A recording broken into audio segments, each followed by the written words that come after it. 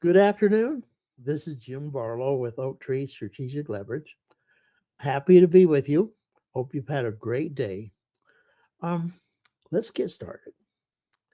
Four questions that could change the way you think about retirement using our inversion wealth framework to, to rethink risk, taxes, leverage, and protection. I believe for those new to me and my presentations, and this one in particular, you'll enjoy the insights you might get. So, the inversion thinking framework is a different way to think about success. Most people ask, well, how do I win? What investments should I buy? How can I earn higher returns? What strategy will outperform? How can I get ahead faster? Well, the success here is on achieving success, the focus. Inversion thinking asks a different question than those. Instead of asking, how do I win? Ask, how can I fail? And then avoid those things. We do that a lot of times in life. We want to make sure our brakes work. How can I fail if my brakes can't stop? Charlie Munger, Berkshire Hathaway fame. All I want to know is where I'm going to die, so I'll never go there. Pretty weird statement, but is an inversion question. I want to know where I'm going to die. I'm not going to go there. I'm not going to do that. He was a great investor. Avoiding stupidity is often easier than achieving brilliance. Traditional thinking versus inversion thinking. Traditional thinking starts, well, how can I be successful? And what are the opportunities? And how can I get some gain? How I hope for good outcomes. Focus on the returns. Well, inversion thinking is starting with what would fail? How can I fail? Identify the risks, avoid the losses, design this for good outcomes and protection. And we focus on the structure. Why do retirement plans fail? Well, retirement failures are not caused by poor returns. They're caused by early losses, emotional decisions, unprotected leverage, loss of timing control, taxes, inflation. There's a number of things that can hurt us. Avoid these, and success becomes more likely. The inversion wealth framework. Four things.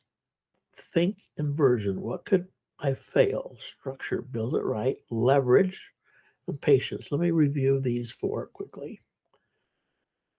Identify the risk. I just kind of stated these. Build the right structure, apply leverage carefully, allow time to work. So here's what it looks in our diagram. We're starting at the bottom of the pyramid, avoiding ruin, then build the structure, then we have the leverage, and then we have the patience, the let the thing work. Step one, inversion. What could derail this plan? Ask what could go wrong? What could permanently impair wealth? What could force bad decisions? What could prevent compounding? I remember an investment that um, I got involved with years ago. I, I couldn't find the flaws. It looked so cool, but with a little time, there was some. I didn't look good enough to find the flaws. Then you build the structure. You build the structure based on inversion thinking to give you the outcomes. Strong structure, tax efficient, liquidity, flexibility, protection, proper ownership, risk management. Returns matter, obviously, but structure matters more. Build a structure and you'll get the returns. Leverage. All leverage is not equal. There's some dangerous leverage, margin calls on a stock account, personal guarantees, having to put more money in, outside collateral, forced decisions. But if you control leverage, make sure it's long-term, non-callable, structured, institutional. And 4, time is the ultimate wealth multiplier. Compounding requires time and discipline, consistency, and structure strong enough to survive.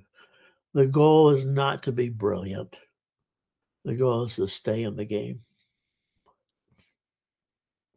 Core principle, avoid ruin first. Success is often less about finding extraordinary opportunities and more about avoiding predictable mistakes. Extraordinary outcomes are frequently the result of extraordinary structure consistently applied by ordinary people. Inversion, structure, leverage, patience. Why structure matters? More than most people realize, most people focus on the investments. Successful outcomes often depends on structure. Structure determines risk, taxes, liquidity, leverage, behavior, longevity. Results are visible. Structure sometimes is invisible. Yet structure determines results. Just one example, the In-N-Out burger. In-N-Out. You all know the story, so it's darn simple. Limited menu, ordinary people, extraordinary consistency. Every burger is remarkably similar, not because the employees are extraordinary, because the structure is extraordinary. The formula, the inputs, the process, the training, accountability, culture, the consistency, the paper around a burger is exactly the same way every time. Um, they have this formula, the structure built. When the structure is right, ordinary people can produce extraordinary results. And it goes beyond In-N-Out Burger. I'm working on another webinar that's lists 8 different companies and what their interesting structures. Great business, a strong family, successful retirement plans, faithful discipleship all rely on structure. Everything. Outcomes are visible. Success is what creates them. Okay, structure before product. Traditional thinking, we've talked about this, pick investments, chase returns, react to markets. Structure thinking, build the framework, control the risk, control the taxes, create flexibility, let compounding work. Oh, what's that? Working? Let compounding work. We don't begin by asking, what investment should I buy? We begin by asking, what structure helps me avoid losing? The greatest financial breakthroughs often come not from finding a better investment, but from discovering a better structure. The 4 questions. I guess that was all prep to the 4 questions. Question 1. What if you could participate in the market gains without exposing your retirement assets to market losses? Well, we all want that. We want the market returns. Oftentimes we talk about the same coin, 2 different sides. Well, let me show you what we do. Retirement changes everything from when you're an investor before retirement. You're no longer accumulating, you're withdrawing. Losses are permanent. You take the money out during a loss, you're not going to get it back for sure. Sequence risk moves from hypothetical to lethal. Timing matters more than average returns. Income depends on the structure, not the market. In retirement, you don't get paid to be patient. Sequence the return. This there's a number of things we could go over here, but sequence is one you don't see very often. But let me show it to you. Two retirees experience the same average return, 0% over 5 years, and but in a different order. Starting with $1 million, withdrawing 50,000 per year.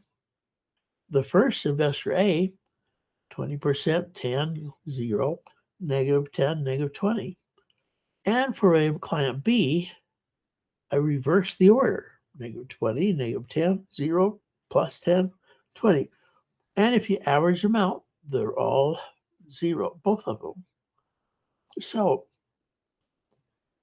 same return, probably should have the same loss.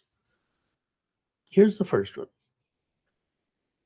20% return, we take out 50,000. We have $1,150,000 left. 10% return, second year, take out 50,000, we got $1,215,000. 0 return, $1,165,000, negative 10. Now we're at 998 and negative 20, and there are 50,000 withdrawal. We're at 748.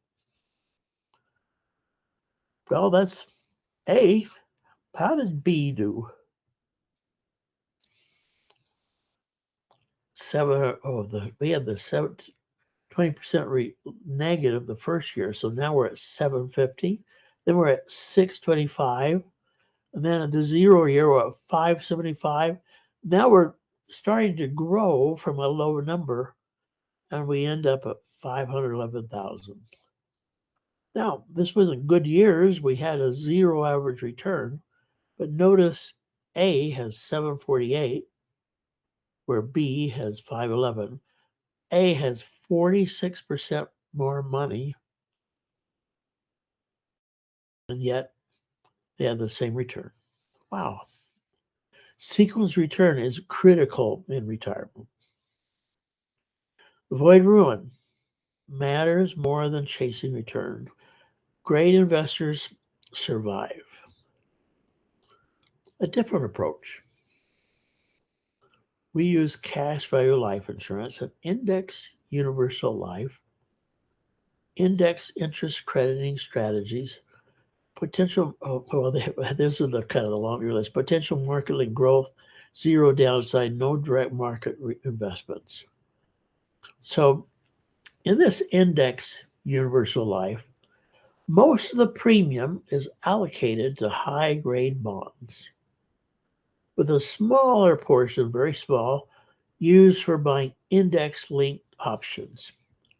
So out of $1,000 excess premium, probably $950 will, in a 5% market world, will go to the bonds. In a year, that will grow back to $1,000. So in a sense, that's your protected money. Then we take the $50 left and we buy options linked to indexes you choose.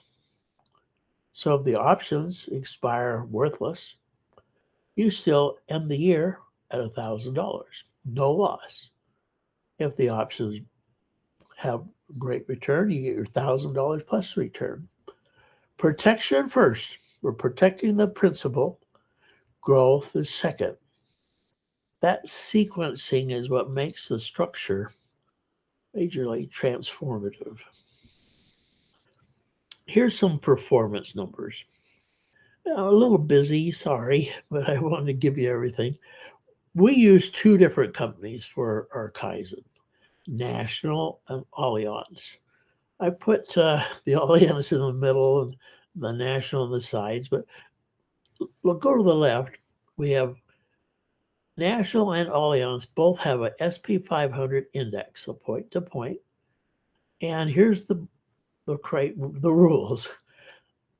They each have a cap, 11% on national, 12.25. The reason there's this cap because with the 5%, the $50, this is how much of the market they could buy. They couldn't buy unlimited market. So this is the case with all index universal life. They're going to usually have an SP 500. Allianz actually has a higher cap. I think the reason why is because they do all their hedging internal, where every other company does like national external, so they're paying a fee to someone to do it. There's the average returns in these strategies over 5 and 10 years. They're close to the same. Maybe Allianz is a little bit better, but that's an option in all index universal life. So you get market returns generally with no downside. Another thing that they have in the 4 on the right is they have these volatility control indexes. All index universal life usually has these, and they don't have the cap. It's kind of cool, but they have a participation rate. And these are the current participation rates. Notice Allianz are a little lower, national or higher, 265% of the index. These are less volatile indexes. They can buy multiples of that index. That's why the 265. So you can see, even though they're not um, aggressive fund, they've had some pretty good returns over 5 and 10 years. And Allianz National and others will have that.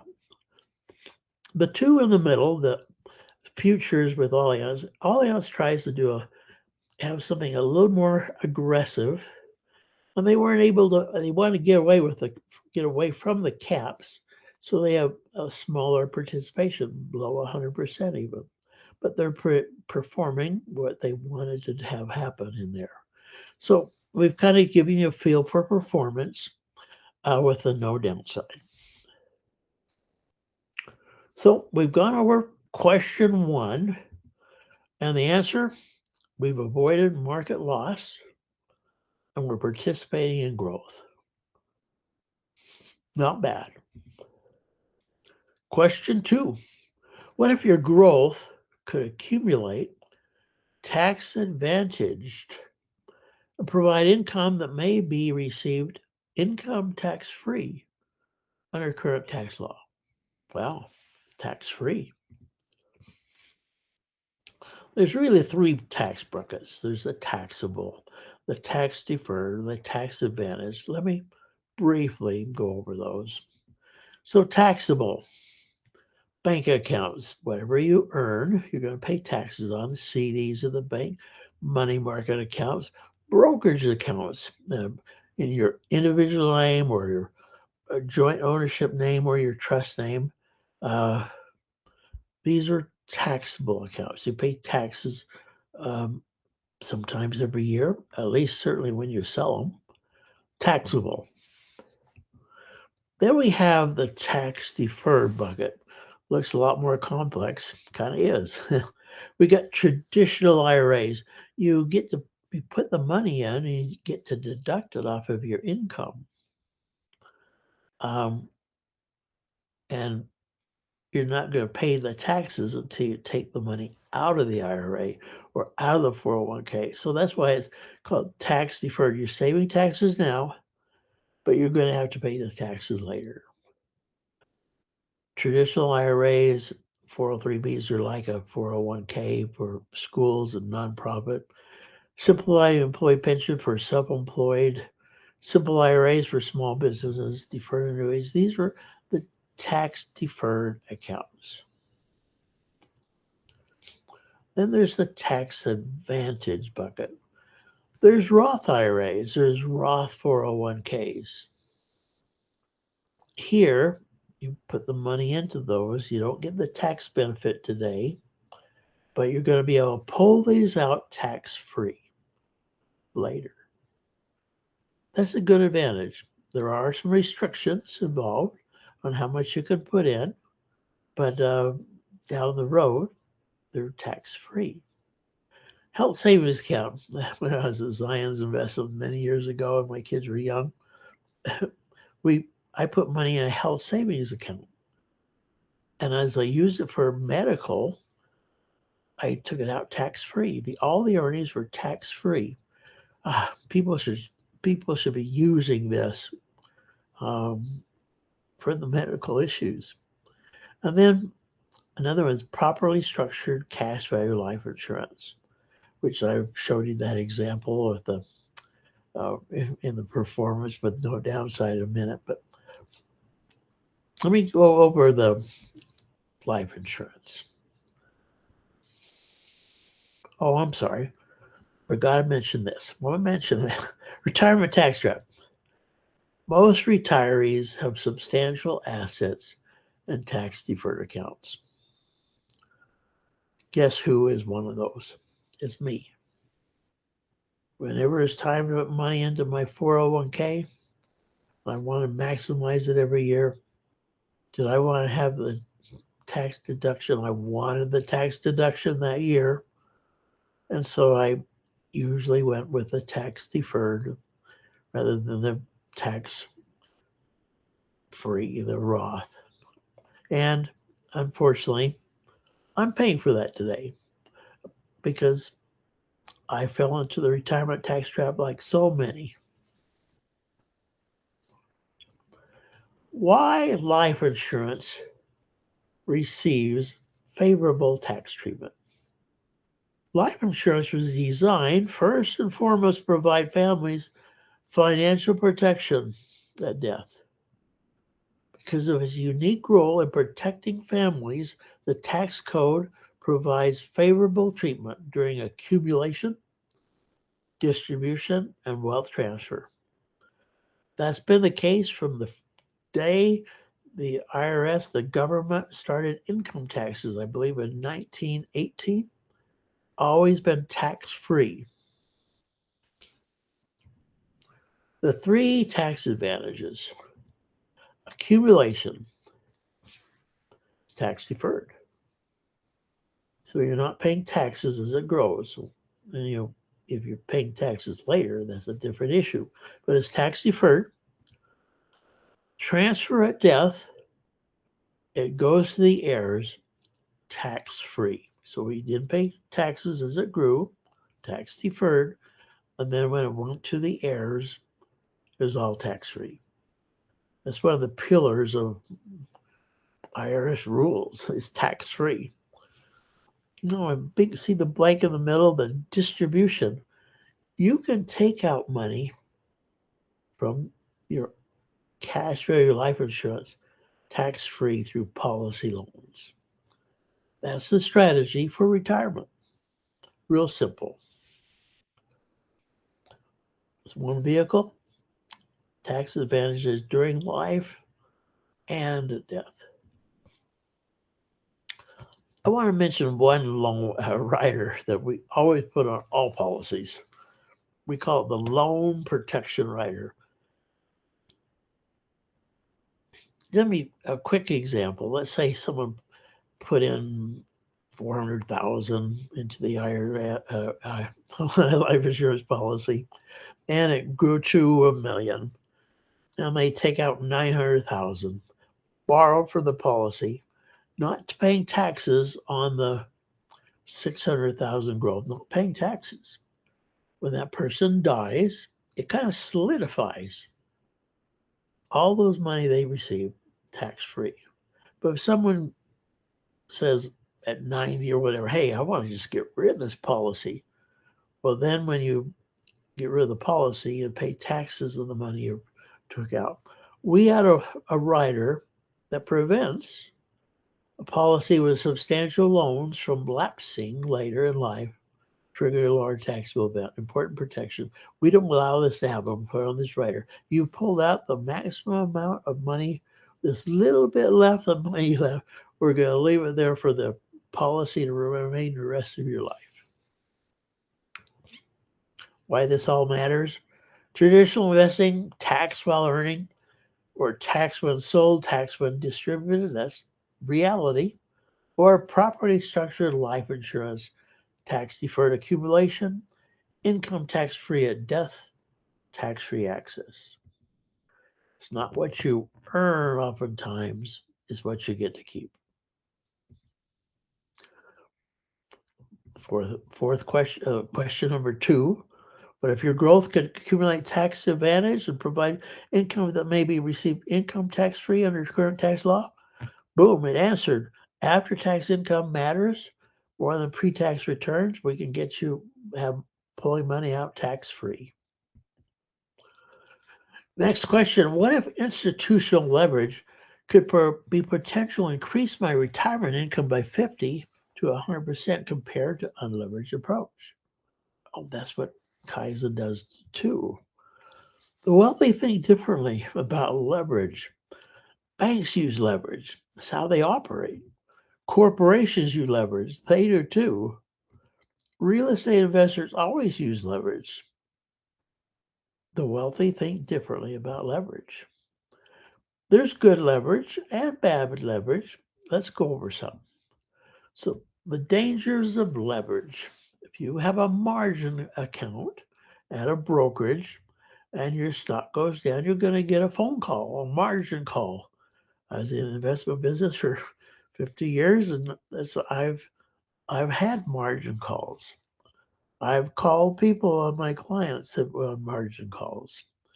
Personal guarantees. If you have to do personal guarantees when things are down, that could be hurtful. Outside collateral, you gotta have some. Forced liquidity, excess leverage, loss of timing control. There's dangers. Leverage becomes dangerous when it creates possibility of forced decisions. What makes leverage more powerful? We be long term, controlled risk, limited leverage, institutional structure, compounding growth, tax advantage accumulation, no forced decisions. So that's where we introduce Kaizen, a structure approach for institutional leverage. The client contributes, the bank contributes about 2.5 times. So if the client's putting in 100,000, the bank's going to put in about 250,000. We do it in a trust structure for you, the client, and also a master trust who does the borrowing. And it's all within this life insurance vehicle. Why structures matters? There's no margin calls. There's no outside collateral, no personal guarantees. You're not going to have to put money up. That 250,000 of the 100 um, is usable for you, and you're not going to be called on to. If you quit paying, then the bank takes the money out of the cash value. Let me give you a quick case study. This is the shortest case study I've ever done compared to some long ones in my other presentations. So we got a male, age 40, contributing 25,000 for 5 years. Total out of pocket, 125,000. Income objective, maximum protected levels, annual income and retirement for 65 to 100. Maintain policy disability and life insurance. Has excellent health, non-smoker.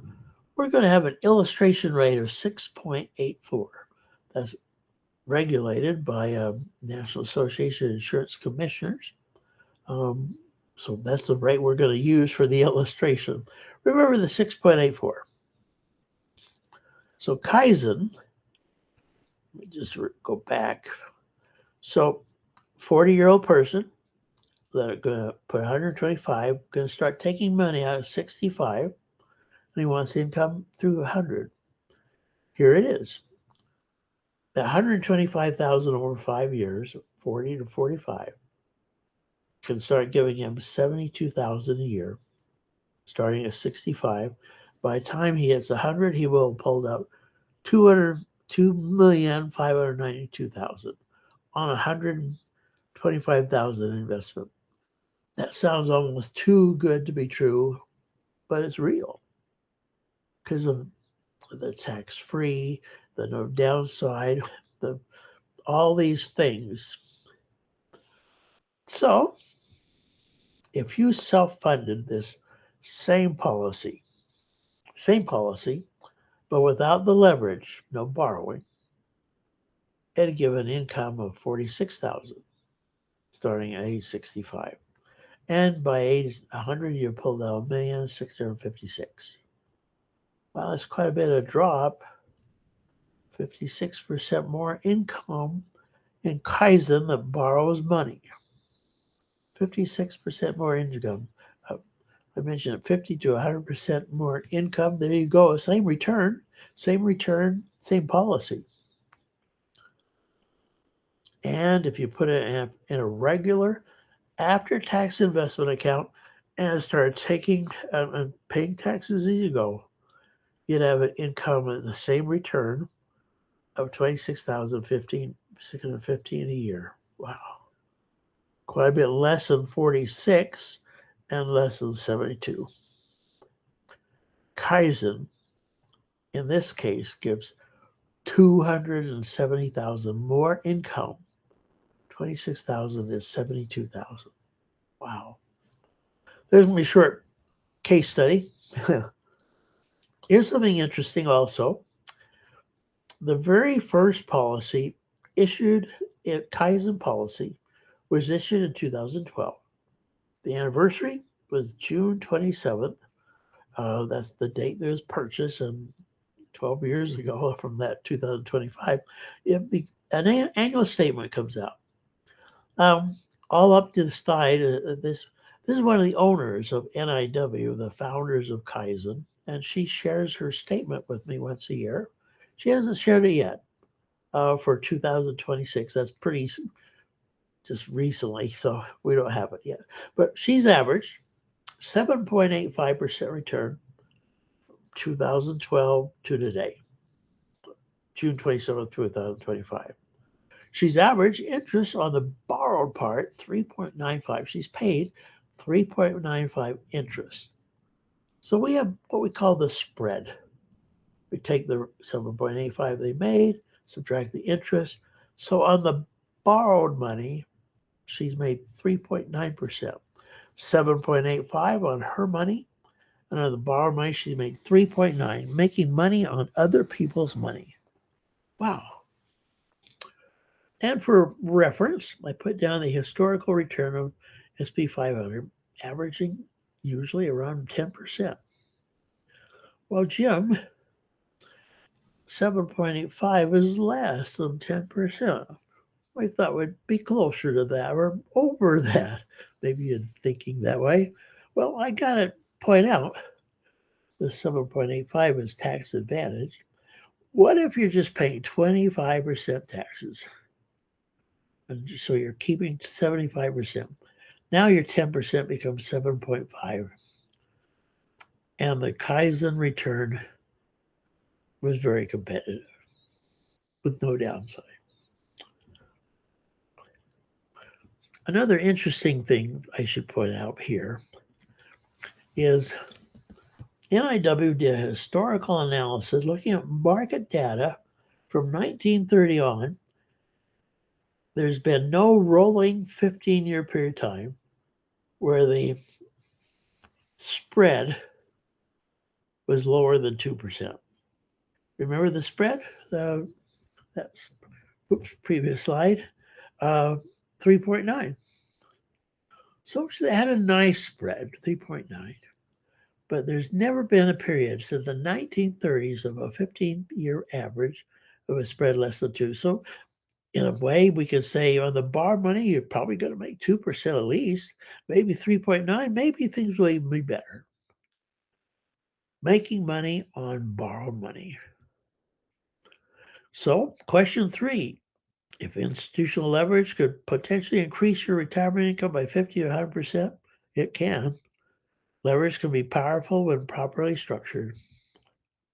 The fourth question, what if the same strategy also provided life insurance protection, chronic illness benefits, long-term care benefits, and disability protection? Well, it's the life insurance policy.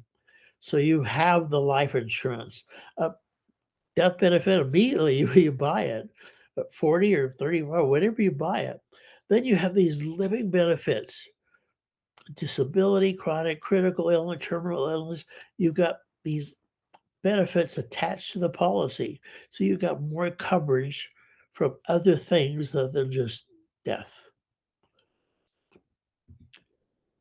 So the fourth question, that was quick and easy. We can give you protection and growth and better numbers and still have life insurance. So here's the four questions. There they are. We've answered all those very positively. If I want a recap, can I reduce downside risk? Yeah. Can I improve tax efficiency? Yes, for sure. Can I use leverage intelligently? We do. Can I protect my family and myself? Yeah. Those are four great things that take place. That's what Kaizen does. Is there another question? What if the biggest risk isn't market risk? It really isn't. Is market losses, behavioral mistakes, poor structure, taxes, health events, longevity risk? It's just not the growth number. There's a lot of risks we take, we find. So the inversion wealth strategy will help you. You look for the inversion and make sure you protect your assets by having the right structure. Then do the borrowing and then let it grow. Most financial plans focus on returns. The best plans focus on outcomes. I hope you enjoyed the presentation today. I decided to leave one of my core colorful slides in. I have more colorful bow ties than that one, but that was an okay one. But hey, appreciate you coming. That QR code on the right, take a screenshot. That is a landing page that I won't know you're in it. There's chapters on Kaizen, there's videos, there's a calculate your return potential. There's a lot of things. I call it well, it's computer based. You can sit and learn about Kaizen all on your own. I can just answer the questions when you have them. But anyway, there's a QR code to be of help to you. And I hope you've enjoyed the webinar and call anytime I can be of help. Have a great day and a great afternoon. Have a great day. Bye.